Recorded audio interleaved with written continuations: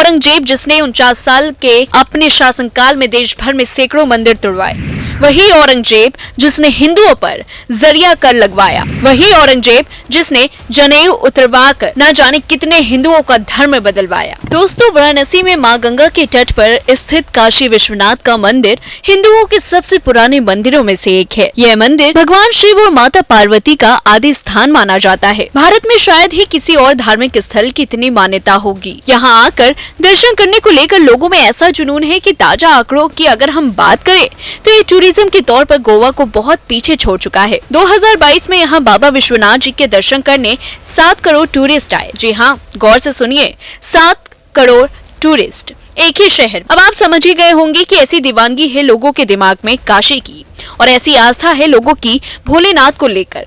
मगर यह भी बहुत एक बड़ा सच है कि भारत के इतिहास में शायद ही किसी धार्मिक स्थल पर इतने हमले हुए, शायद ही कभी किसी पूजा स्थल को मिटाने के लिए इतनी कोशिशें की गई हो।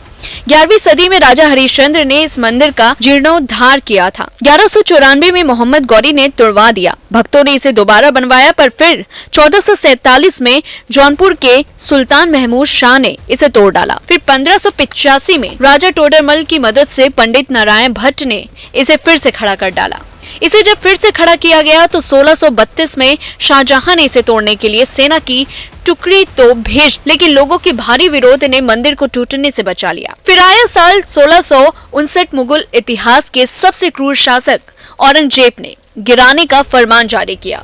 वही औरंगजेब जिसने 49 साल के अपने शासनकाल में देश भर में सैकड़ों मंदिर तुड़वाए, वही औरंगजेब जिसने हिंदुओं पर जरिया कर लगवाया, वही औरंगजेब जिसने जनेऊ उतरवाकर न जाने कितने हिंदुओं का धर्म बदलवाया, उसी औरंगजेब की कट्टर सोच ने देश में कई मंदिर गिराए, और उसमें बाबा विश्वनाथ का मंदिर भी एक था। औरंगजेब ने बाबा विश्वनाथ के मंदिर को गिराने का फरमान तो जारी किया था, और यह फरमान आज भी कोलकाता की एक लाइब्रेरी में सुरक्षित रखा हुआ है। पर जिस भोलेनाथ ने पूरी सृष्टि बनाई, उन्हें मिटाने वाला आज तक कहां पैदा हुआ है? औरंगजेब की क्रूरता के 100 साल बाद 1777 से 80 में इंदौर की महारानी अहिल्याबाई ने इस मंदिर का जीर्णोद्धार करवाया। अहिल्याबाई होलकर ने इसी परिसर में विश्वनाथ मंदिर बनवाया, जिसमें पंजाब के महाराजा रंजीत सिंह ने सोने का छत्र बनवाया, तो ग्वालियर की महारानी बैजाबाई ने ज्ञानवापी का मंडप बनवाया, और नेपाल के महाराजा ने महान विशाल नंदी की प्रतिमा स्थापित करवाई। मंदिर के अंदर मौजूद नदी प्रतिमा का मुख्य उल्टा होने के पीछे का रहस्य यही है कि पहले जहां मंदिर था वहां मस्जिद बना दी गई। इसके बाद के सालों में हिंदुओं ने ज्ञानवापी मस्जिद को लेकर अपना संघर्ष जारी रखा। दिसंबर 1810 में बनारस में तैनात एक अंग्रेजी अधिकारी वाटसन ने वाइस प्रेसिडेंट एंड काउंसिल को खत लिखकर ज्ञानवापी परिसर हिंदुओं को हमेशा के लिए सौंपने के लिए कहा था, लेकिन यह भी कभी संभव नहीं हो पाया, और तब से यह विवाद चलता रहा है। हिंदू पक्ष अयोध्या के अलावा जिन 2 धार्मिक स्थलों को फिर से पाने की लड़ाई लड़ता रहा है, उसमें काशी और मथुरा है। उनका साफ कहना है कि भारत में 3 लाख से ज्यादा मस्जिद हैं। शायद दुनिया के किसी भी देश से ज्यादा ये तमाम मस्जिद अपनी जगह रहे हैं। उनका पूरा सम्मान है। मगर काशी में ज्ञानवापी और मथुरा में कृष्ण जन्मभूमि में मौजूद मुस्लिम धार्मिक चूंकि मंदिरों को तोड़कर बनाए गए हैं, इसलिए इन जगहों को उन्हें वापस सौंप दिया जाए। मगर एक पक्ष है जो ऐसे किसी भी बात के समर्थन में नहीं है। उनका कहना है कि 51 में यानी 1951 में लाए गए प्लेसेस ऑफ वर्शिप एक्ट के मुताबिक 1947 के वक्त जो भी धार्मिक स्थल जिस रूप में जहां था, उसके नेचर में कोई तब्दीली ना की जाए।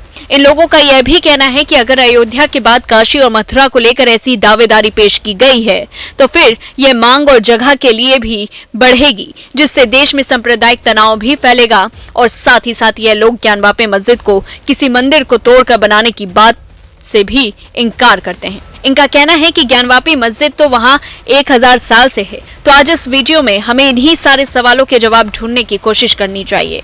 हमें यह समझने की कोशिश करेंगे कि हिंदू पक्ष के लिए ज्ञानवापी को मंदिर के रूप में पाना इतना जरूरी क्यों है, और क्या पुराने मामलों को सोचकर इसे भूले जाना क्या न्याय वक्त का मोहताज होता है, और सबसे बड़ी बात क्या आस्था के मामले में कानून को ऊपर रखना चाहिए। तो आइए एक एक करके इन सारे सवालों का जवाब खोजने की कोशिश करते हैं। अगर ये वीडियो आपको सही लगे तो पसंद आए तो लाइक जरूर करिएगा और चैनल को सब्सक्राइब भी कर लीजिएगा। सबसे पहला सवाल, क्या इस मामले को भुला दें? दोस्तों, इससे पहले कि मैं ज्ञानवापी मामले पर आऊं, आपको आज से 3 साल पहले ले चलती हूं। साल 2020 में तुर्की के राष्ट्रपति ने तुर्की की हाजिया सोफिया नाम की मशहूर म्यूजियम को मस्जिद में बदल दिया था, जो कई 100 साल पहले तक चर्च थी, फिर मस्जिद बनी और फिर कुछ दशकों से वह म्यूजियम थी। लेकिन फिर 2020 में तुर्की के राष्ट्रपति ने इस्लामी अतीत का हवाला देते हुए म्यूजियम को मस्जिद में कन्वर्ट कर दिया और इसके लिए 1 महीने बाद यानी 22 अगस्त 2020 को उन्होंने एक और चर्च को मस्जिद में तब्दील कर दिया। अच्छा, हम ये नहीं कह रहे हैं कि ऐसा करना गलत है, यह सही था। ऐसा कहकर हम एक इस्लामिक देश से हमारे जैसे सेक्युलर देश को कंपेयर भी नहीं कर रहे हैं, लेकिन यहाँ यह समझने की जरूरत है कि हर देश के अपने एक रिलीजियस और कल्चरल हिस्ट्री होती है, वह हिस्ट्री जिसमें वह अपनी पहचान देखता है। तुर्की को भी अपनी पहचान अगर हाजिया सोफिया म्यूजियम में दिखी, उस चर्चा में दिखी, तो उसी तरह भारत में भी करोड़ों लोगों को अपना धार्मिक अतीत मथुरा और काशी जैसी जगह पर मिलता है। अब सवाल यह है कि जब मुस्लिम कम्युनिटी हाजिया सोफिया म्यूजियम और चर्च को मस्जिद में कन्वर्ट होने पर खुश हो सकती हैं, गर्व महसूस करती हैं, तो यही बात ज्ञानवापी मस्जिद को लेकर क्यों नहीं समझी जा सकती। समझना तो दूर की बात ठहरी, एक सेक्शन तो ऐसा है जो सर्वे के बाद से पूरी तरह से भड़का हुआ है। सर्वे के जरिए सच और झूठ सामने आने का इंतजार करने के बजाय वह फैक्ट्स को छानबीन करने पर ही आग बबूला हो रहा है। ऐसा कैसे हो सकता है कि एक तरफ मंदिर गिराने से जुड़ा हुआ कोई भी हिस्टोरिकल फैक्ट अगर रखा जाए कि नहीं ऐसा तो कुछ हुआ ही नहीं, वहां तो 1000 साल से मस्जिद है, लेकिन जब इसी सच्चाई का पता लगाने के लिए साइंटिफिक सर्वे किया जाए तो आप भड़क जाएं। अब सवाल है कि न्याय क्या वक्त का मोहताज है? सर्वे का विरोध करने वाले लोगों का कहना है कि ऐसा सर्वे करने से समाज में नफरत बढ़ेगी और कुछ की तो दलीलें यह तक हैं कि 1951 में प्लेस ऑफ वर्शिप एक्ट के तहत ऐसे सर्वे किए नहीं जा सकते। कुछ लोग सर्वे में मिले शिवलिंग का मजाक उड़ा रहे हैं और कुछ लोग तो खुलेआम धमकी दे रहे हैं कि अगर मस्जिद के साथ छेड़खानी की गई तो अंजाम अच्छा नहीं होगा।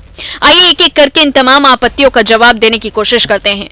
देखें, पहली बात तो यह है कि जब भी हम इंसाफ की बात करते हैं तो यह बात तो कोई मायने नहीं रखती ना कि जुर्म में कितने साल पहले हुआ था।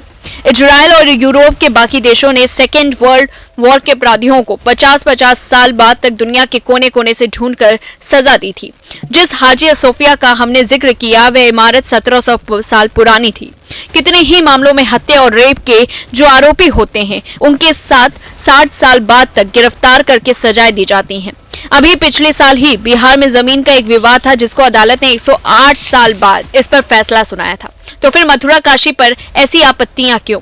और जिन घटनाओं का हम जिक्र कर रहे हैं वो चाचा चौधरी और साबू की किसी कॉमिक्स से नहीं ली गई है, बल्कि ऑथेंटिक हिस्ट्री बुक्स ने लिखी है।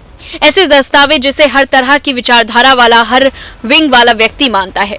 देखिए, तारीख और गिनती को लेकर डिबेट हो सकती है, लेकिन औरंगजेब ने काशी विश्वनाथ मंदिर को गिराने का फरमान जो जारी किया, इसे तो लगभग सभी इतिहासकार मानते हैं और जैसा कि माने पहले कहा कि यह फरमान आज भी कोलकाता के म्यूजियम में सुरक्षित रखा है। हैरानी की बात तो यह है कि ये सभी बातें किताबों में दर्ज होने के बावजूद हम इससे मुंह मोड़ने की कोशिश कर रहे हैं और यह कहकर इसे खारिज करने की कोशिश कर रहे हैं कि ये मामले तो बहुत पुराने हो गए हैं, इसे भूल जाएं। अब दिक्कत यह है कि इंसान की खुद की एवरेज एज 70 से 80 ईयर्स है, इसलिए 400 से 500 साल पुरानी बात जब सुनता है या उतने पुराने जुर्म की बात सुनता है तो उसे लगता है कि यह मामला तो बहुत पुराना है। लेकिन जिस मानव जाति का अतीत लाखों साल पुराना है उसमें 400 से 500 साल पुरानी बातों तो कल परसों पुरानी बातों के बराबर ही है। इतिहास की किताबों में यह कुछ 100 साल तो चंद्र पन्नों में ही सिमट जाते हैं। यहाँ 50 साल की हिस्ट्री तो शायद 2 पैराग्राफ में ही सिमट जाए। इसलिए मामले की पुरानी होने की बात तो आप लोग रहने ही दो।